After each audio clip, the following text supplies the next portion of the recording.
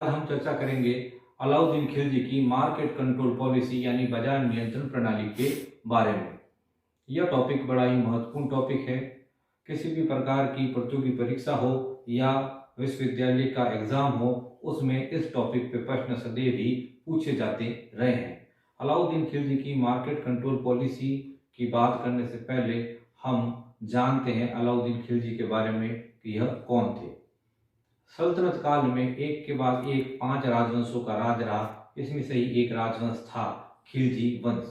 अलाउद्दीन खिलजी खिलजी वंश का ही दूसरा सुल्तान था तथा 1296 ईस्वी में खिलजी वंश के संस्थापक तथा अपने चाचा जलालुद्दीन खिलजी की हत्या करके यह शासक या सुल्तान बना था। अलाउद्दीन खिलजी महत्वाकांक्षी मनोविज्ञान का सुल्तान था। वह अपने साम्राज्य को विस्तार देना चाहता था और खुद को सिकंदर सानी यानी दूसरा सिकंदर कहता था। जिस प्रकार सिकंदर विश्व विजेता था, उस प्रकार से ही विश्व विजय अलाउद्दीन खिलजी करना चाहता था। उसी समय दिल्ली का कोतवाल, जो कि अलाउद्दीन खिलजी का घनिष्ठ मित्र भी था, उसने सलाह दी कि विश्व विजेता बनने से पहले भारत के वे क्षेत्र जो अभी तक उसके साम्राज्य में नहीं है, उन्हें जीतने की योजना बनाई जाए। अलाउद्दीन खिलजी को बात समझ में आई। उसने इस कार्य को अंजाम देने के लिए एक स्थायी घुड़सवार सेना नियुक्त की।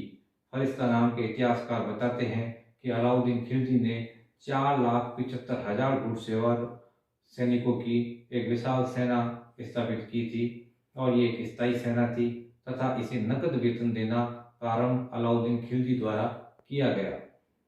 यह नकद वेतन इन्हें नियमित रूप से मिलता रहे, इस हेतु अलाउद्दीन खिलजी ने सल्तनत की आय बढ़ाने के लिए कई प्रयास किए, जैसे कि भू राजस्व की दर बढ़ा दी। पहले किसानों से उपज का 1/3 भाग लिया जाता था और अब उपज का 1/2 भाग लेना प्रारंभ कर दिया। इसके अलावा विभिन्न इनाम के रूप में, पेंशन के रूप में या एकता के रूप में जो भी जमीनें दूसरों को दे रखी थी, वो वापस लेकर खासा भूमि मिला दी। लेकिन इन सब प्रयास करने के बावजूद भी वह इतना आय या धन प्राप्त नहीं कर सका कि एक सही और उचित वेतन घुड़सवारों को दे सके। घुड़सवारों को जो वेतन मिलता था, उससे उनकी दैनिक आवश्यकताओं की पूर्ति भी नहीं हो पाती थी। अतः वे नियमित रूप से सेना में नहीं रहते थे और इसी कारण से अलाउद्दीन खिलजी की जो स्थायी सेना थी, उसका स्थायी रहना अब संभव नहीं था। अतः उसने अपने मंत्रियों से और अन्य लोगों से सलाह की कि इस समस्या से कैसे निजात पा सके।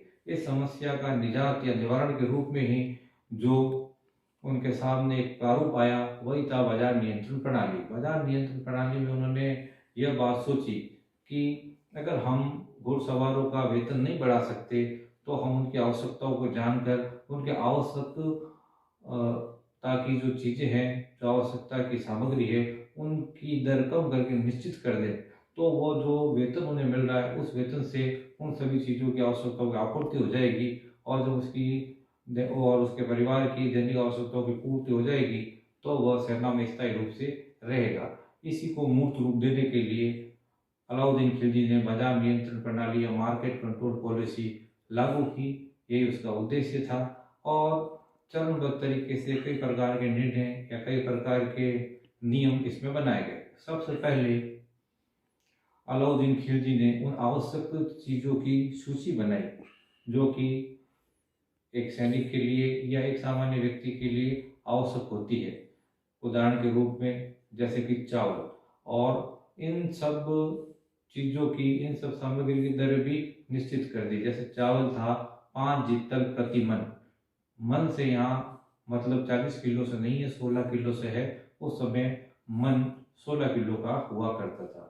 जब ये पूरी सूची बन गई, तो उसके बाद में अलग अलग चीज़ों की विक्रय के लिए अलग अलग मंडियाँ बनाई। जैसे कि अनाज मंडी अलग, वस्त्र मंडी अलग, पशुओं की मंडी अलग, उसमें दुकानें स्थापित की गई तथा एक विभाग बनाया गया, दीवाने रियासत, जिसके अधीन ये सब दुकानदार जो भी इस मंडियों में व्यापार करना चाहते थे पंजीकृत होते थे और जो भी इच्छुक व्यापारी थे उनको दुकानें आवंटित कर दी गई। फिर एक समस्या उत्पन्न हुई कि इन दुकानों पे विभिन्न प्रकार के सामानों की, माल की, सामग्री की आपूर्ति या सप्लाई कैसे हो, इसके लिए उसने कारवा व्यापारियों के साथ अनुबंध किया।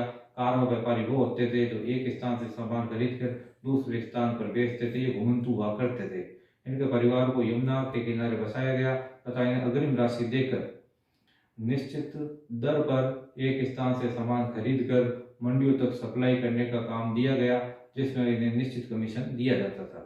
ये कारवा व्यापारी अनाज दुआब से तो वस्त्र मुल्तान से प्राप्त करके मंडियों तक पहुंचाते थे। अलाउद्दीन खिलजी ने ये स्पष्ट निर्देश दे रखे थे कि किसी प्रकार की मिलावट नहीं होनी चाहिए, जितना मूल्य तय किया गया है उसी मूल्य पे उसी दर पर चीज बेची जाएगी, सामान की गुणवत्ता में किसी प्रकार की कोई कमी नहीं होनी चाहिए। इन सभी की जांच के लिए अलग अलग मंडियों पर मंडी अध्यक्ष नियुक्त कर दिया गया, जिसे यह काम सौंपा गया कि अपने अधीन आने वाली मंडी की समस्त जिम्मेदारी उसी की होगी, किसी प्रकार की उसमें गड़बड़ नहीं होनी चाहिए। मंडी अध्यक्ष को सहनाई मंडी भी कहा जाता था। इसके बावजूद भी अलाउद्दीन खिलजी के मन में यह तथ्य था कि यदि सहनाई मंडी और व्यापारी मिलकर किसी प्रकार के भ्रष्टाचार को बढ़ावा दे तो क्या किया जा सकता है। इसके नियंत्रण करने के लिए उसने कई जासूस अलग अलग मंडियों में छोड़ रखे थे, जिन्हें बरीद ए मंडी कहते थे, और ये हर मंडी की दैनिक रिपोर्ट अलाउद्दीन खिलजी को सौंपते थे। इसके अलावा अलाउद्दीन खिलजी भी औचक निरीक्षण करता। कभी कभी वो अपने गुलामों के छोटे बच्चों को रुपये देकर किसी भी दुकान से कोई सामग्री खरीदने के लिए कहता था। सामग्री जब उसके पास आ जाती थी तो वो उस बच्चे को सामग्री को लेकर सहनाई मंडी को बुलाकर दुकानदार के पास जाता, उसके मूल्य की, गुणवत्ता की और तोल की जांच की जाती। यदि किसी प्रकार की कमी पाई जाती तो उस व्यापारी को और जिम्मेदार सभी कर्मचारियों को दंडित किया जाता। सजा काफी कठोर थी, जैसे कि यदि कोई व्यापारी कोई कम तोल दे चीज, जैसे कि 1 किलो कोई सामान लेना था और उसने 900 ग्राम ही दिया और पैसा पूरा लिया, तो ये जो 100 ग्राम कम सामान दिया है उसकी लिए उसे दंडित किया जाता। 100 ग्राम मांस उसके शरीर से निकाल दिया जाता था। इस प्रकार का दंड दिए जाने के कारण सभी भयभीत रहते थे, और जब तक अलाउद्दीन खिलजी रहा मार्केट पॉलिसी भी सजीव रही और उसका फायदा अलाउद्दीन खिलजी को मिला। उसकी स्थायी सेना स्थायी रही और जो भी उसकी साम्राज्यवादी मनोकामनाएं थी वह पूरी हुई।